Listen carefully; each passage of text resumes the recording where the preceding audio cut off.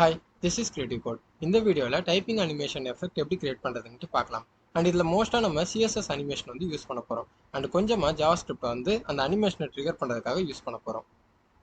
First நம்ம HTML டெக்ஸ்ட்டை display பண்ணுறதுக்கான டேகை வந்துட்டு யூஸ் பண்ணணும். கோட் பெனில் எக்ஸ்க்ளமேஷன் மார்க் கொடுத்துட்டு டேபை ப்ரெஸ் பண்ணிங்கன்னா ஆட்டோமேட்டிக்காக HTML ஸ்ட்ரக்சர் வந்து கிரியேட் ஆகிடும். அண்ட் இப்போது பாடி டேக்குள்ளே எனக்கு தேவைப்படுற பேராகிராஃப் எலிமெண்ட் வந்து நான் ஆட் பண்ண போகிறேன். அண்ட் இந்த பேராகிராஃப் எலிமெண்ட்டை நம்ம ஜாவாஸ்கிரிப்டில் ஆக்சஸ் பண்ணணும்னா இதுக்கு ஒரு ஐடி வேல்யூ வந்து நம்ம கொடுக்கணும். ஸோ அதனால் ஐடி வந்துட்டு டெக்ஸ்ட் அப்படின்னு கொடுக்குறேன்.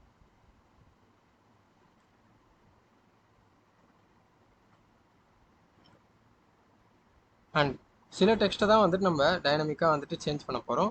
ஸ்டாட்டிக் டெக்ஸ்ட் வந்துட்டு இருக்க போகுது. ஸோ அந்த ஸ்டாட்டிக் டெக்ஸ்ட்டை வந்துட்டு நான் டிஸ்பிளே பண்ணுறதுக்காக ஸ்பேன் டேக்கை வந்துட்டு பேராகிராஃப் எலிமெண்ட்குள்ளேயே ஆட் பண்ண போகிறேன். ஸ்பேன். ஸோ நம்மளோட டெக்ஸ்ட்டில் ஃபஸ்ட்டு சில வேர்ட்ஸ் வந்துட்டு ஸ்டாட்டிக்காக இருக்கும், மற்ற டெக்ஸ்ட் எல்லாமே அந்த டைப்பிங் அனிமேஷன் எஃபெக்டோடு இருக்கும். ஸோ அதனால் இந்த ஸ்பேன் டேக்குள்ளே சில டெக்ஸ்ட்டு வந்துட்டு நான் ஆட் பண்ண போகிறேன். I can. அண்ட் இந்த ஸ்பேன் டேக் வந்து ஒரு கலர் டிஃப்ரென்ஸ் இருக்கணுங்கிறதுக்காக ஒரு கிளாஸ் நேம் வந்து ஆட் பண்ணுறேன். Text white. ஸோ இப்போ நம்ம HTML வந்து கம்ப்ளீட் பண்ணியாச்சு. நெக்ஸ்ட் வந்து CSSல ஸ்டைல் ஆட் பண்ணலாம்.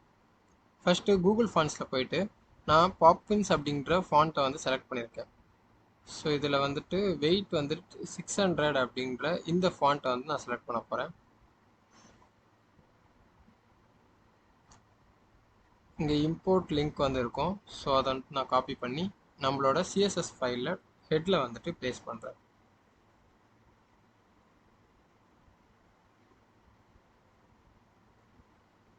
அண்ட் அந்த ஃபாண்ட் ஃபேமிலியை வந்துட்டு நான் காப்பி பண்ணிக்கிறேன். யூனிவர்ஸ் சின்டாக்ஸ் யூஸ் பண்ணி நம்மளோட HTML எலிமெண்ட்டில் இருக்கிற எல்லா டெக்ஸ்ட்டுக்குமே வந்துட்டு நான் இந்த ஃபாண்ட் ஃபேமிலியை வந்துட்டு ஆட் பண்ண போகிறேன்.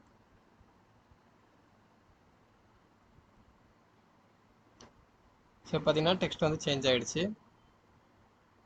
நெக்ஸ்ட்டு எல்லா HTML எலிமெண்ட்டுக்குமே வந்துட்டு யூனிவர்ஸில் மார்ஜின் பேடிங்கை ரிமூவ் பண்ணிவிட்டு பாக்ஸ் சைசிங் பார்டர் பாக்ஸ் அப்படின்னு சேஞ்ச் பண்ண போகிறேன். உங்களுக்கு இந்த பாக்ஸ் சைசிங் ப்ராப்பர்ட்டி பற்றி தெரியலன்னா நான் அதுக்கான செப்பரேட் வீடியோ வந்து அப்லோட் பண்ணியிருக்கேன். அந்த வீடியோ வந்து செக் பண்ணி பாருங்கள்.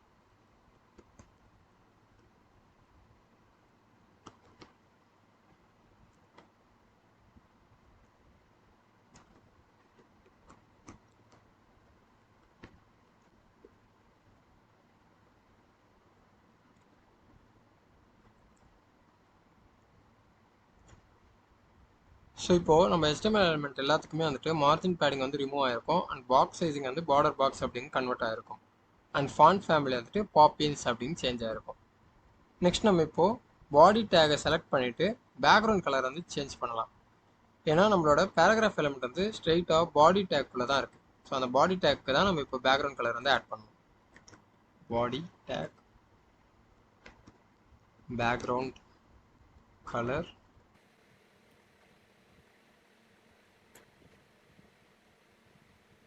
ஸோ கலர் வந்து சேஞ்ச் பண்ணியாச்சு. நெக்ஸ்ட் இந்த பாடி டேக்குள்ளே இருக்கிற பேராகிராஃப் எலிமெண்ட்டை சென்டரில் வந்துட்டு மூவ் பண்ணணும். ஸோ அதுக்கு நான் டிஸ்பிளே ஃப்ளெக்ஸ் ப்ராப்பர்ட்டி வந்து யூஸ் பண்ண போகிறேன். உங்களுக்கு CSS ஃப்ளெக்ஸ் பற்றி தெரியலன்னா நான் அதுக்கான செப்பரேட் வீடியோ வந்து அப்லோட் பண்ணியிருக்கேன். அந்த வீடியோ வந்து செக் பண்ணி பாருங்கள். ஸோ சென்டரில் வந்துட்டு அலைன் பண்ணிட்டோம். நெக்ஸ்ட் இப்போது இந்த ஸ்பேன்குள்ளே இருக்கிற டெக்ஸ்ட்டுக்கு வந்துட்டு நான் கலர் வந்துட்டு சேஞ்ச் பண்ண போகிறேன். நம்ம ஸ்பேன் டேக்கு கிளாஸ் நேம் வந்துட்டு டெக்ஸ்ட் ஒயிட் அப்படின்னு கொடுத்துருக்கோம். ஸோ இந்த கிளாஸ் நேம் மூலயமா அதை செலக்ட் பண்ணி கலர் ஒயிட் அப்படின்னு சேஞ்ச் பண்ணுறேன். கலர் வந்து சேஞ்ச் ஆகிடுச்சு. நெக்ஸ்ட்டு இந்த பேராகிராஃப் டேக்கு நம்ம ஐடி வேல்யூ வந்துட்டு டெக்ஸ்ட் அப்படின்னு கொடுத்துருக்கோம். ஸோ இந்த ஐடி வேல்யூ வச்சுட்டு சில ஸ்டைல் வந்து நம்ம ஆட் பண்ண போகிறோம்.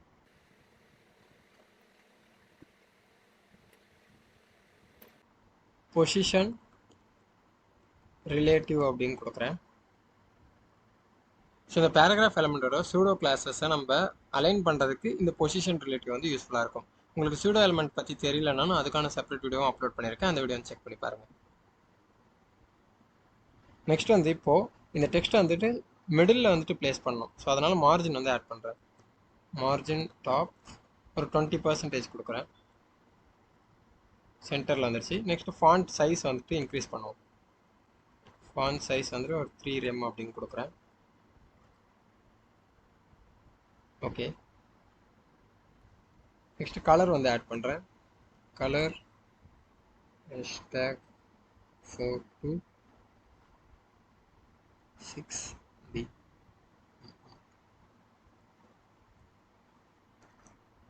ஸோ சிம்பிளாக இந்த இடத்துல ஒரு டெக்ஸ்ட் வந்து ஆட் பண்ணுறேன் பேராகிராஃப் எலமெண்ட்டில்.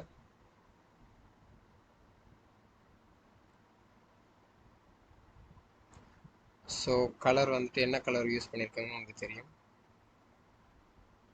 இதை ரிமூவ் பண்ணிடலாம். நெக்ஸ்ட் வந்து லெட்டருக்கு ஸ்பேஸ் வந்து ஆட் பண்ணணும். ஸோ அதனால் லெட்டர் ஸ்பேசிங் 4 pixel கொடுக்குறேன்.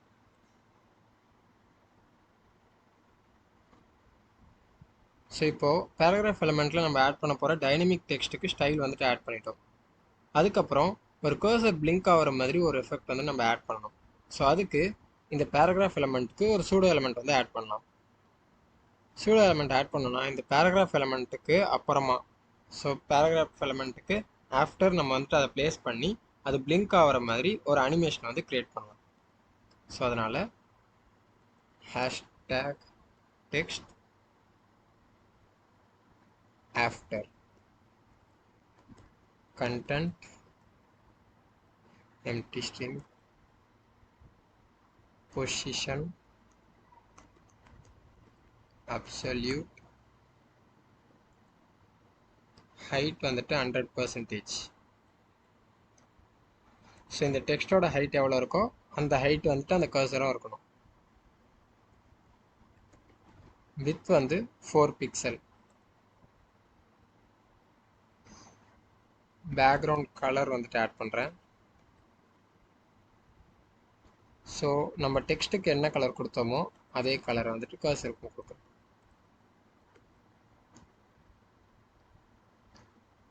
நெக்ஸ்ட் வந்து பொசிஷன் டாப் வந்துட்டு 0, ரைட் வந்துட்டு -2 pixel. இந்த இடத்துல கண்டென்ட்டுக்கு பதில் கண்டென்ட் அப்படின்னு இருக்கு. ஸோ சேஞ்ச் பண்ணுறேன். ஸோ இந்த ப்ராப்பர்ட்டி நேம் வந்து கண்டென்ட்டுக்கு சேஞ்ச் பண்ணதுக்கப்புறம் இந்த கர்சர் வந்து விசிபிள் ஆகுது. அண்ட் நெக்ஸ்ட் இந்த கர்சர் பிளிங்க் ஆகிற மாதிரி நம்ம அனிமேஷன் ஆட் பண்ணுறதுக்கு இதோட ஒப்பாசிட்டி வந்துட்டு 0லேருந்து 1க்கும் 1லேருந்து 0க்கும் நம்ம சேஞ்ச் பண்ணிகிட்டே இருக்க போகிறோம். ஸோ அப்போ தான் அந்த பிளிங்கிங் எஃபெக்ட் வந்து நமக்கு கிடைக்கும். ஸோ பை டிஃபால்ட் வந்து ஒப்பாசிட்டி வந்து ஆட் பண்ணுறேன். ஒப்பாசிட்டி 1. நெக்ஸ்ட் நம்ம இந்த கர்சர் பிளிங்க்கான அனிமேஷன் வந்து ரைட் பண்ணலாம்.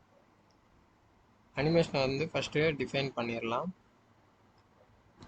ஸோ உங்களுக்கு அனிமேஷன் CSS அனிமேஷன் பற்றியும் தெரியலன்னா நான் அதுக்கான செப்பரேட் வீடியோவும் அப்லோட் பண்ணியிருக்கேன். அந்த வீடியோ செக் பண்ணி பாருங்கள். அனிமேஷன் நேம் வந்துட்டு கர்சர் பிளிங்க் 0.8 செகண்ட்.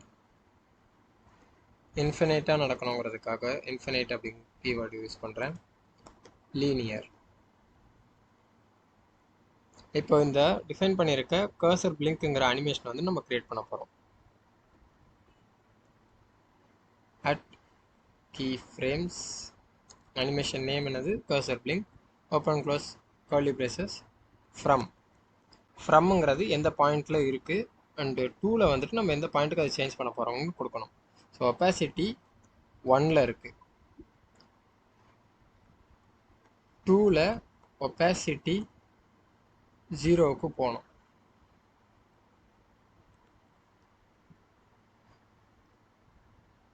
ஸோ இப்போ கர்சர் பிளிங்க் ஆகிற அனிமேஷன் வந்து நம்ம ஆட் பண்ணிட்டோம். அண்ட் CSSையும் நம்ம கம்ப்ளீட் பண்ணிட்டோம். நெக்ஸ்ட்டு JavaScript வந்து ஆட் பண்ணலாம்.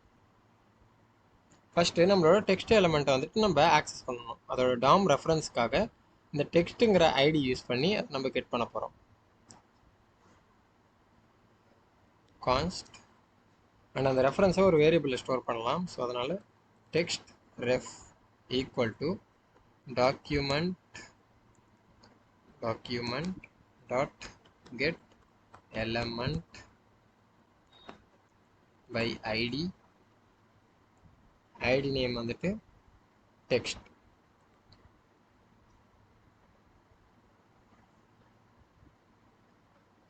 நெக்ஸ்ட் நம்ம எந்த டெக்ஸ்ட்டை வந்துட்டு டிஸ்ப்ளே பண்ண போகிறோமோ அந்த டெக்ஸ்ட்டை வந்துட்டு ஸ்ட்ரிங்காக வேரியபிள் வந்து ஸ்டோர் பண்ணலாம். const str equal to do this all day exclamation. Okay, இப்போ நம்ம என்ன டெக்ஸ்ட்டை வந்துட்டு நம்மளோட HTML பேஜில் டிஸ்ப்ளே பண்ண வைக்க போகிறோமோ அதையும் வந்துட்டு ஆட் பண்ணிட்டோம்.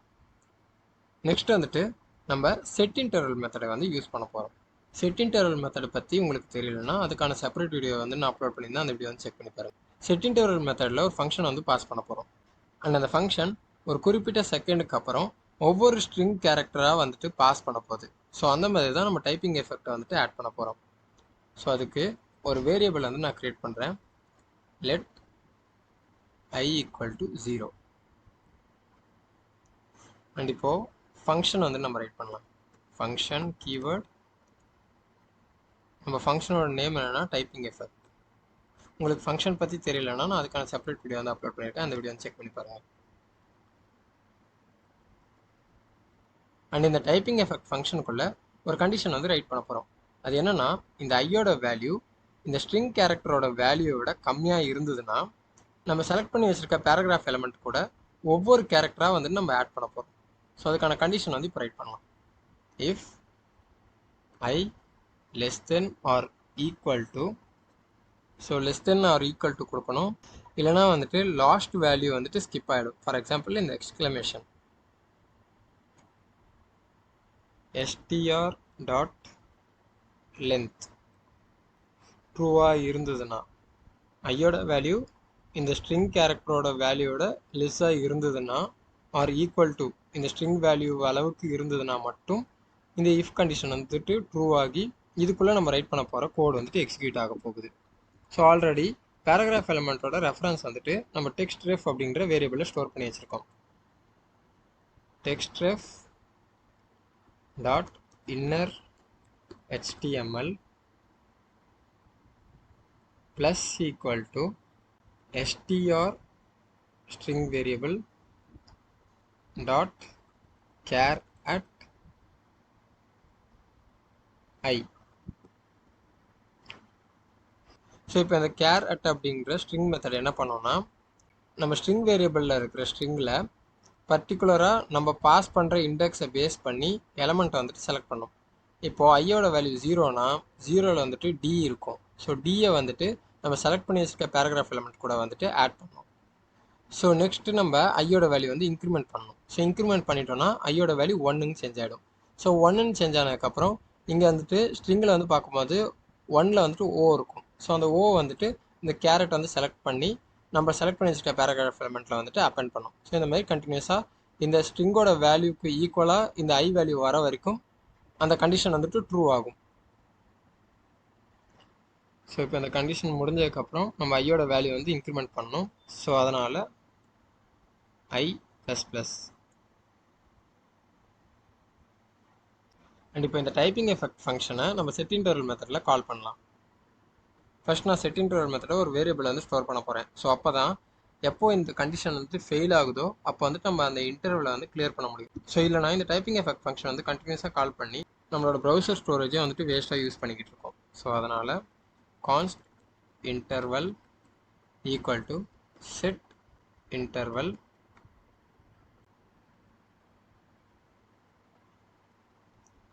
typing effect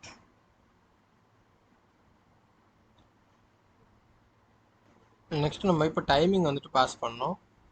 டைமிங்கை பற்றியும் நான் ஆல்ரெடி செட் இன்டர்வல் மெத்தட்லேயே எக்ஸ்பிளைன் பண்ணியிருந்தேன். 1 second equal to 1000 milli second. And இப்போ நான் வந்துட்டு குயிக்காக இந்த டைப்பிங் எஃபெக்ட் நடக்கணுங்கிறதுக்காக 80 மில்லி செகண்ட் தான் கொடுக்க போகிறேன். 80.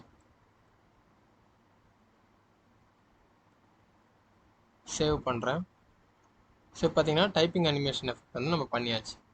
பட் இப்போது இந்த டைப்பிங் எஃபெக்ட் ஃபங்க்ஷனுக்குள்ளே எல்ஸ் பிளாக் வந்து நம்ம ஆட் பண்ணணும். ஏன்னா ஒன்ஸ் இந்த ஐயோட வேல்யூ வந்துட்டு இந்த ஸ்ட்ரிங் வேல்யூக்கு ஈக்குவலாக வந்ததுக்கப்புறம் இந்த இஃப் கண்டிஷன் வந்துட்டு ட்ரூ ஆகாது, அது ஃபால்ஸ் ஆகிடும். ஸோ இந்த ஸ்ட்ரிங் அனிமேஷனில் எந்த ஒரு சேஞ்சஸுமே இருக்காது. பட் நம்ம செட் பண்ண set interval method again and again call ஆகிக்கிட்டே இருக்கும். எவ்ரி 80 மில்லி செகண்டுக்கு அப்புறமும். ஸோ அதை நம்ம கிளியர் பண்ணிடணும். அதனால் else clear interval set interval method நம்ம இன்டர்வல்ங்கிற வேரியபிள் ஸ்டோர் பண்ணியிருந்தோம். அதனால் இன்டர்வல்ங்கிற அந்த வேரியபிளை வந்து பாஸ் பண்ணுறேன். ஸோ இந்த இன்டர்வலில் இப்போது நம்ம கிரியேட் பண்ண செட் இன்டர்வலுக்கான ஒரு யூனிக் ஐடி வந்து இருக்கும். அந்த ஐடியை வச்சு இந்த கிளியர் இன்டர்வல் மெத்தட் நம்ம கிரியேட் பண்ணியிருக்க அந்த பர்டிகுலர் செட் இன்டர்வல் மெத்தடை வந்துட்டு கிளியர் பண்ணி விட்டுரும். அண்ட் இப்போ உங்களுக்கு ஒரு கொஸ்டின் இருக்கும், எதுக்கு நம்ம செட் இன்டர்வல் மெத்தட் யூஸ் பண்ணி இந்த டைப்பிங் எஃபெக்ட் ஃபங்க்ஷன் வந்து கால் பண்ணுறோம். ஃபார் எக்ஸாம்பிள் இப்போது இந்த செட் இன்டர்வல் மெத்தடை வந்துட்டு நான் கமெண்ட் பண்ணிடுறேன். சிம்பிளாக டைப்பிங் எஃபெக்டை வந்துட்டு நம்ம கால் பண்ணுவோம்.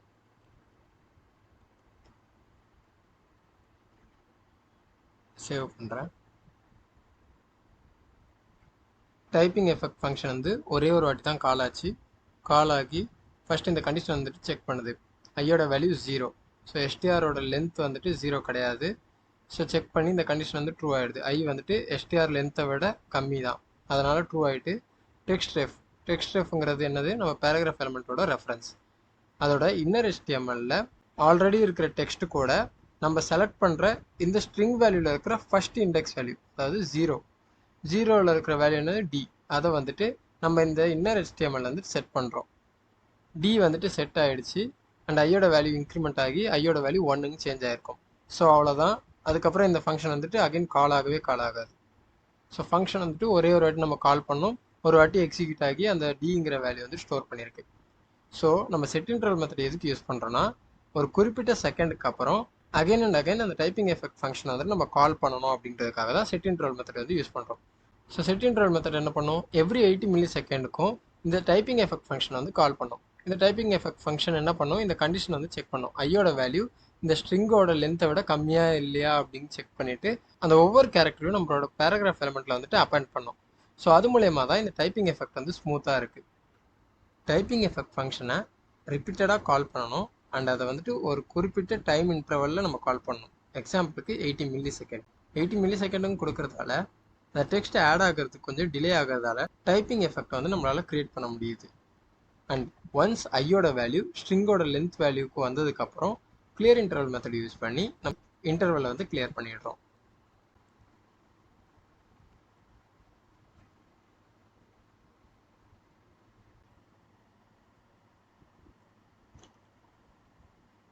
ஸோ இப்போ உங்களுக்கு எப்படி HTML-ல டைப்பிங் அனிமேஷன் எஃபெக்ட்டை வந்துட்டு CSS அண்ட் JavaScript யூஸ் பண்ணி கிரியேட் பண்ணுறது அப்படின்னு தெரிஞ்சிருக்கும். அண்ட் இந்த வீடியோ உங்களுக்கு பிடிச்சிருந்தா லைக் பண்ணி சப்போர்ட் பண்ணுங்கள், உங்கள் ஃப்ரெண்ட்ஸ் கூட ஷேர் பண்ணுங்கள். இன்னும் நிறைய ஃப்ரண்ட் அண்ட் ரிலேட்டட் கண்டென்ட்டை தமிழில் லேர்ன் பண்ணுறதுக்கு கிரியேட்டிவ் கோட் அஃபிஷியல் சேனலை சப்ஸ்கிரைப் பண்ணிக்கோங்க. தேங்க்ஸ் ஃபார் வாட்சிங்.